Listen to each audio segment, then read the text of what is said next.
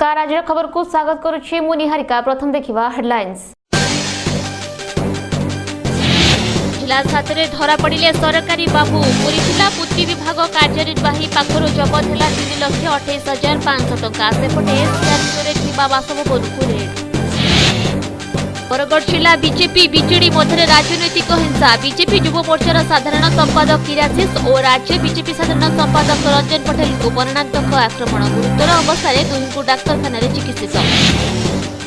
बरगढ़ जिला अताबिरा एनसी निर्वाचन अंतिम पर्यायर प्रचार बीजेपी बीजेडी और कांग्रेस मध्य चली जोरसोर प्रचार।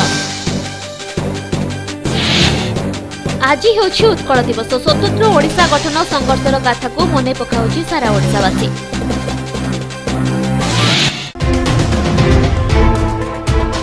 वर्तमान नजर पकईदेवा संक्षेप किछि खबर उपरे। वर्तमान देखिबा संपूर्ण खबर। भिजिलेंस हाथ में धरा पड़े पुरी जिला पूत विभागर कार्यनिर्वाही तेबे पुरी भुवनेश्वर अभिमुखे आसुथिबा समय पिपिली टोल गेट पाखरे भिजिलेंस एसपी हाथ में धरा पड़े। तांको ना नीरज कुमार दास तांको पाखरु नगद 3,28,500 टंका जबत होइथिला। एसहित सीआरपीओ रे थिबा तांको बासभवन को मध्य रेड करा जायछि।